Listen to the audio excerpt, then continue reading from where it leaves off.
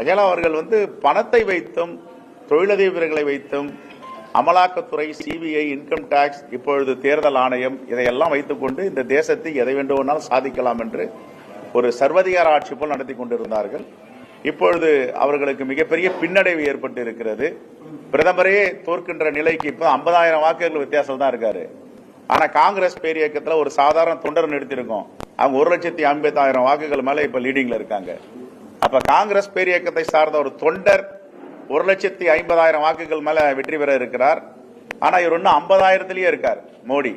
அதுக்கு மேல அவரால் லீடிங்ல போக முடியல. இதுதான் மக்களுடைய சக்தி. தேங்க்யூ. இப்ப 2000 இல்ல இப்ப 2000 வாக்குகள் வித்தியாசத்துல முன்னிலையில் இருக்கார். அவரும் வெற்றி பெறுவார். எதுக்கு? உத்தரப்பிரதேசல ஒரு தொகுதி கூட வராதுன்னாரு. இப்ப 45 தொகுதிகளுக்கெல்லாம் நாங்க முன்னணியில இருக்கோம், வெற்றி பெற போறோம். ஸ்மிருதி இரானி கேட்டாங்க, காங்கிரஸ்ல யாருக்காவது ஆண்மை இருந்தால், தகுதி இருந்தால் நிக்க சொல்லுங்க பாப்போம்னாங்க. எங்க தலைவருக்கெல்லாம் சவால் விட்டாங்க.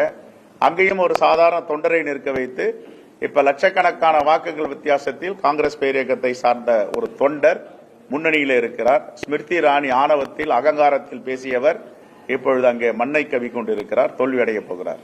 தேங்க்யூ.